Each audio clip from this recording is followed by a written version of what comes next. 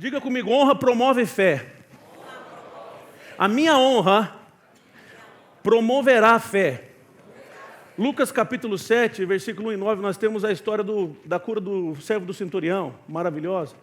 E diz assim, Lucas, vou ler a partir do versículo 1 do capítulo 7. Tendo Jesus concluído todas as suas palavras dirigidas ao povo, entrou em Cafarnaum. E o servo de um centurião, a quem este muito estimava, estava doente, quase à morte. Quando o centurião ouviu falar a respeito de Jesus, enviou-lhes alguns anciãos dos judeus, pedindo-lhe que viesse curar o seu servo. Estes, aproximando de Jesus, lhe pediram com insistência: ele merece a sua ajuda, Jesus, porque é amigo do nosso povo e ele mesmo construiu a nossa sinagoga. Amém? Então Jesus foi com eles. Quando Jesus estava perto da casa, o centurião enviou-lhes alguns amigos, dizendo: Senhor, não se incomode, porque não sou digno de recebê-lo em minha casa.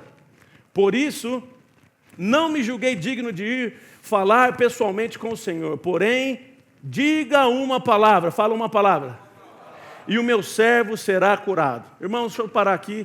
Esse é um dos grandes exemplos. A gente já sabe que Deus se maravilhou-se, que Deus ficou maravilhado duas vezes na Bíblia. A primeira foi com a incredulidade do povo, quando ele estava na sua própria terra, e a segunda foi aqui, quando ele ouviu dessa fé, que não precisou ele ir, não precisou ele tocar, precisou apenas ele mandar uma palavra. Anote aí no seu caderninho, no seu celular, qualquer coisa.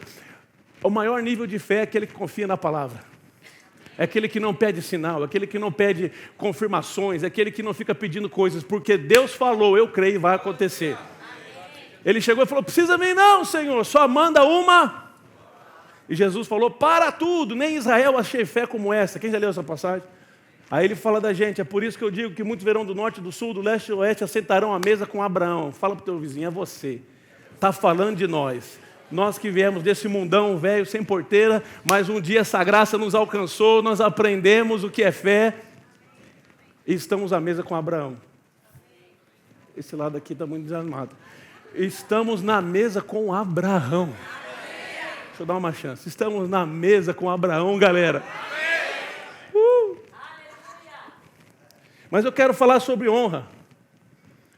Ele diz aqui: por isso não me julguei digno de ir falar pessoalmente com o Senhor, porém diga uma palavra e meu servo será curado. Primeira coisa, errei. Primeiro ponto, não pode falar coisa, tá, irmãos? Pregando. Primeiro ponto, honra reconhece as pessoas na sua posição de autoridade.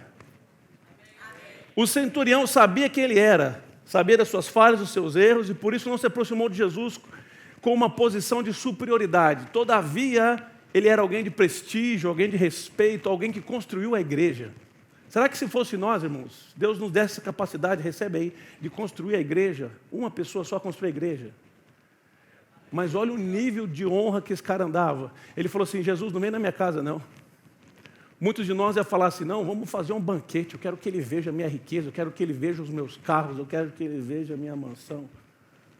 Ele falou: apesar de eu ser tudo que eu sou, ou ter tudo que eu tenho, esse homem que está vindo é um homem de Deus. Eu não sou digno de receber aqui na minha casa.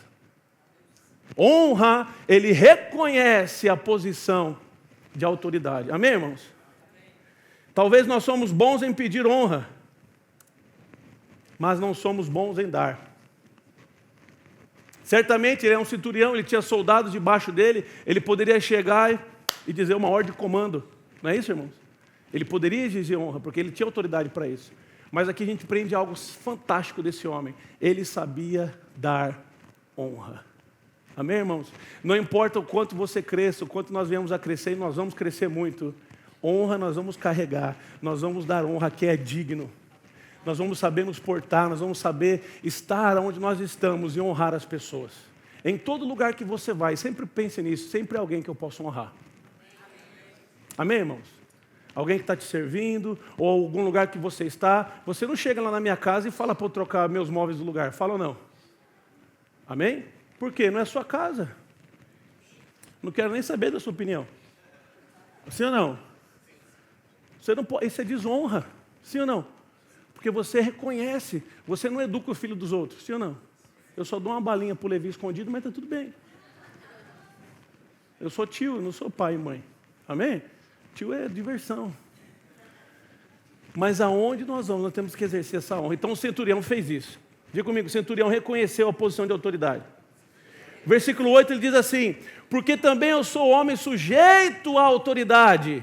Tenho soldados às minhas ordens e digo a esse vai, e ele vai, e outro vem, e ele vem. E o meu servo faz isso e ele faz. Segundo ponto, quem anda em honra sabe se localizar dentro da estrutura de autoridade. Ele falou, estou sujeito à autoridade e eu tenho soldados que estão sujeitos a mim. Irmãos, a vida do cristão é tão simples. É só viver pelos princípios e ser guiado pelo Espírito. Todo lugar que você está aqui, todo lugar, quer no trabalho, quer na igreja, quer servindo, tem pessoas acima de você e pessoas abaixo de você. Você precisa se localizar nessa estrutura de autoridade, porque foi assim que Deus nos criou, amém?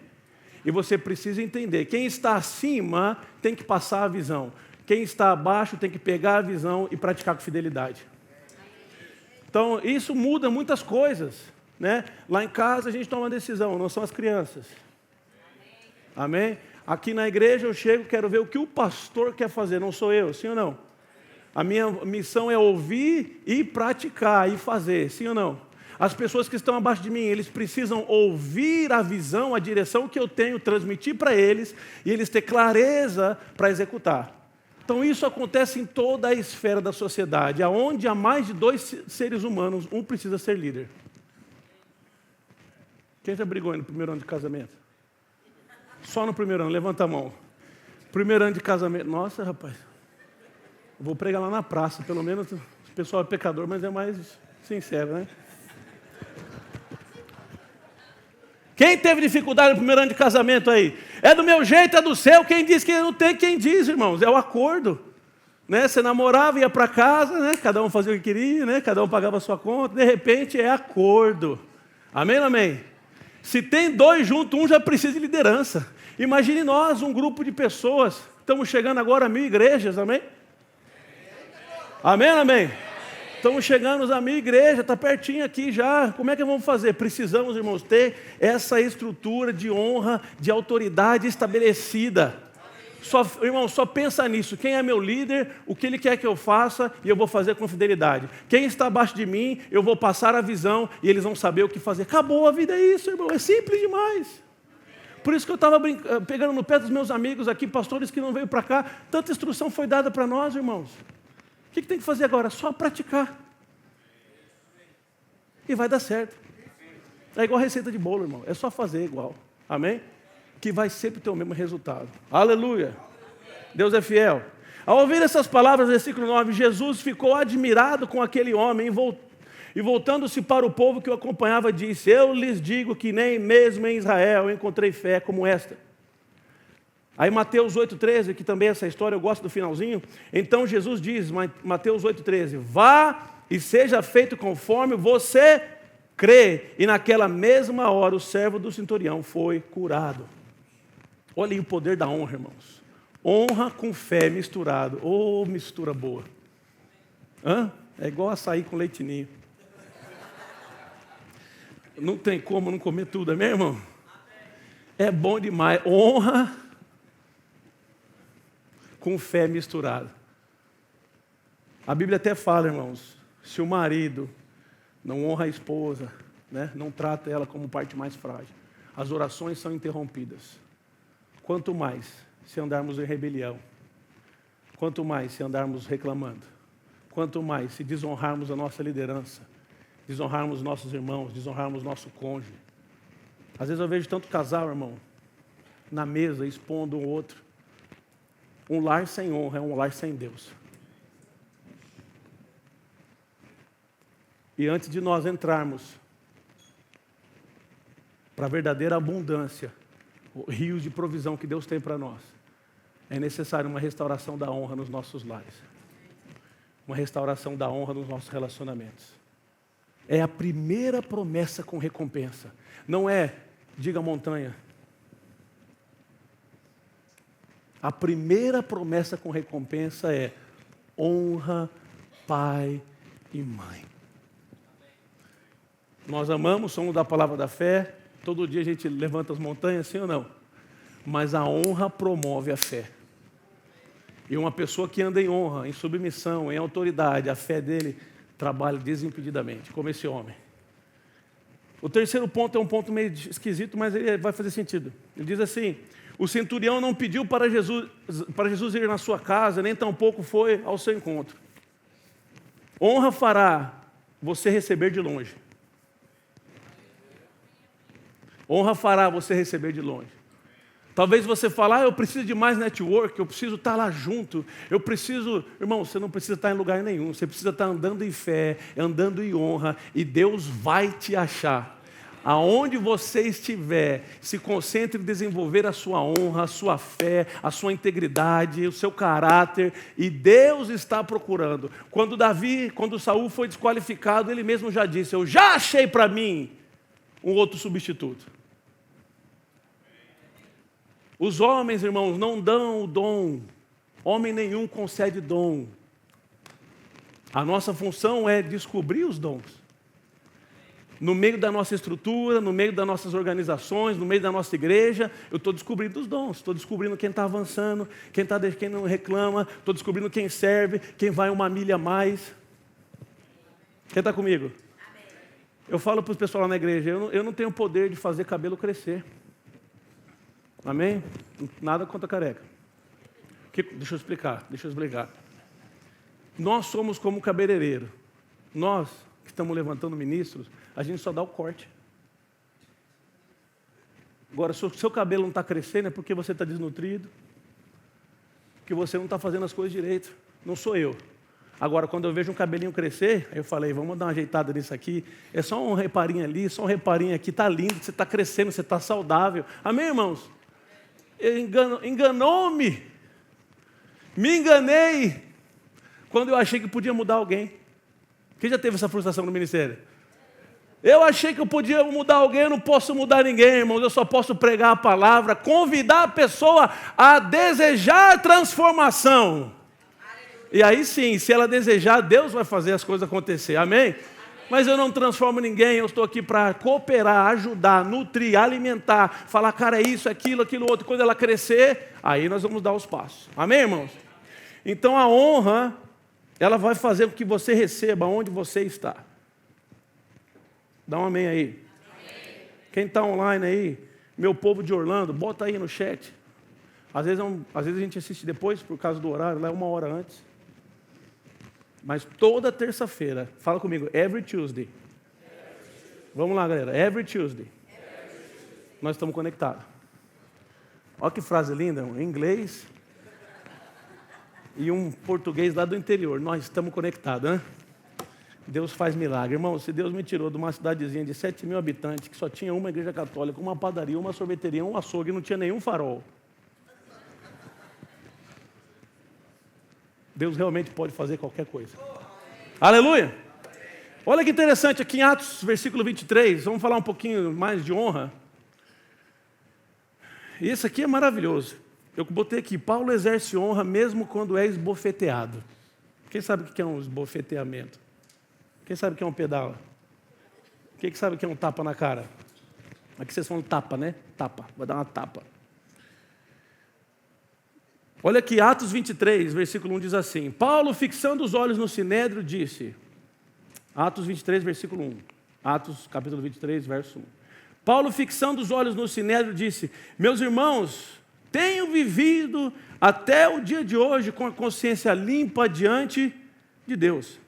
Mas Ananias, o sumo sacerdote, mandou aos que estavam perto de Paulo que lhe batessem na boca. Pensa, irmão, Paulão está aqui, ai coisa boa. Eu tenho vivido de plena consciência. Ananias já falou, esse cara está impossível, todos nós somos pecadores. Paulo já estava vivendo a revelação que tinha. O que ele manda? Dá um tapa na boca dele. Do lado ele pega e pau! Ai, que mandamento delicioso. Pensou, irmão? Quem quer dar um tapa? Deixa para lá. Vamos lá. Então Paulo disse... Alguém já levou um tapa aí, irmão? Será que você fica nervoso? Então Paulo disse, Deus há de te ferir, parede branqueada. Olha que interessante, irmão. Paulo ficou nervoso e rolou um insulto. dentro da igreja. Porque alguém mandou ele dar um tapa na boca, alguém foi lá, deu um tapa na boca. Essa questão de dar um tapa na boca é porque quando você falava, né, contra o Alcorão, misericórdia, contra a Torá, contra, né, o Velho Testamento, os profetas, as leis. E Paulo vai lá e fala para ele: quem você pensa que você é, seu parede branqueada? Deus há de te ferir. Né? Parede branqueada é um xingamento bem político. Imagina o nosso supervisor Tiago Garcia xingando alguém, mais ou menos desse nível.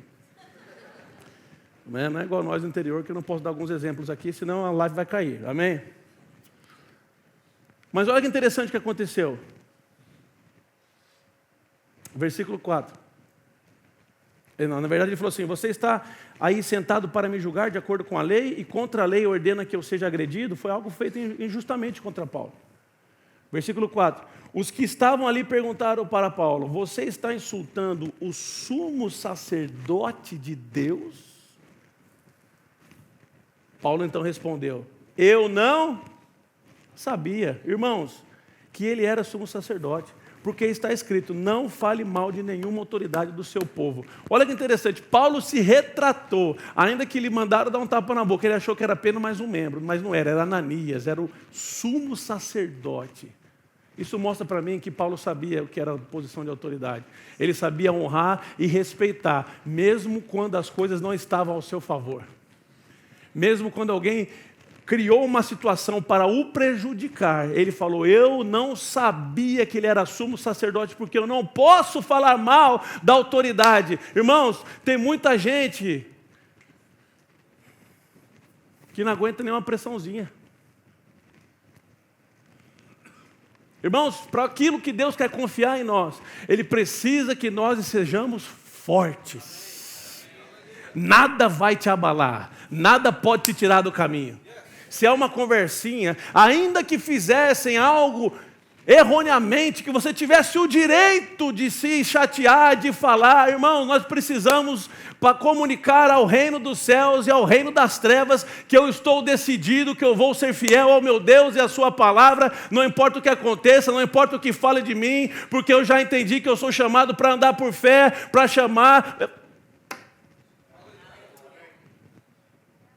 Amém, irmãos? A honra vai promover a sua fé. Antes de nós entrarmos no grande fluir que Deus tem para nós, e nós vamos entrar dos rios de provisão, provisão abundante, nós precisamos ser restaurados na honra. Isso começa em casa, isso começa com quem está acima de nós, mas fala muito de quem está abaixo de nós. Todas as pessoas são dignas de ser honradas. Amém, irmãos? Você está comigo? Tem gente que não pode falar nada, irmão. Fica magoado. Aí eu fico pensando: rapaz, como que eu posso reproduzir a escola que eu tive? Porque minha escola foi dura demais. Não foi a melhor, mas foi boa. Para mim foi boa. Mas eu sei que para essa geração agora eles não vão conseguir. Eu fico pensando as coisas que eu sofri. Fala: pastor, você sofreu? Sim, Jesus aprendeu obediência pelas coisas que... Cadê o pessoal doutrinário? Vamos aproveitar que o Tiago não está aí, né? O Leandro, o Fernando Leal, vamos aproveitar que vamos pregar o que quiser, né, meus irmãos? Estou brincando. Aprendeu a obediência pelas coisas que... Quem sabe que para trazer a carne naquela posição de obediente há um sofrimento?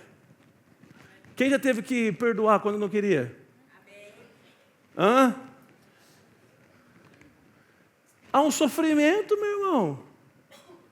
Eu lembro lá em Bauru, quem trouxe o verbo da vida para nós, a palavra da fé para Bauru, foi o grande casal Tiago Borba e Juliana. Dá uma salva de palmas para eles. Nosso pastor Tiago Borba, inclusive, irmão, que pregação domingo, hein? Meu Deus, já falei para ele fazer um livro, se ele não fizer, eu vou fazer, vamos botar o nome nosso e vamos vender, que vai ser top. Irmãos, eles trouxeram a palavra da fé lá. E eu lembro a primeira levada de ministros, de professores que eles indicaram para o Rema, e eu fiquei fora, fiquei de fora.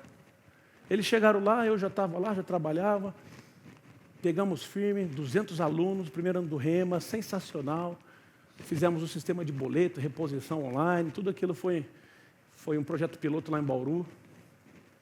E aí o Tiago chamou, era uma galerinha nossa, eu, o Giga, o Leandro, e chamou o Giga e o Leandro para dar aula. E não me chamou. Quem já passou por isso, irmãos? Hoje eu sei que o Guto fez com ele, tinha que fazer com alguém também, né? Mas depois ele se explica. Aí, irmãos, eu falei, cara, e agora? Cara, bola para frente, né? Bola para frente. Vamos continuar servindo, continuar sendo fiel. Estamos aqui para servir e dar o nosso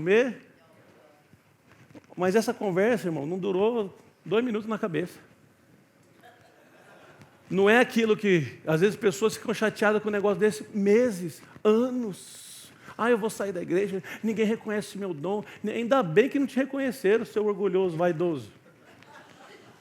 Você ia subir no púlpito e reproduzir quem você é. Aí no outro ano, né, o Tiago ia falar comigo e falou, Diegão, cara, eu vi a sua atitude. Eu não te indiquei de propósito. Eu falei, olha a obra do inimigo aí. Eu não te indiquei de propósito, né, para ver se você ia mudar a sua reação. Você não mudou, você continuou vindo trabalhar, você celebrou com os meninos. Lógico que eu vou celebrar, são meus parceiros. Amém? Lógico que nós vamos celebrar. Eu não estou aqui para cumprir um desejo meu, estou aqui para cumprir um chamado. Não desci do céu para fazer a minha vontade, mas aquele que me enviou. Amém, irmão? Não saí do ventre da minha mãe para fazer a minha vontade. Amém? E ele falou assim, na verdade eu estava te fazendo um teste. E esse ano eu vou te indicar, mas também quero que você seja vice-diretor.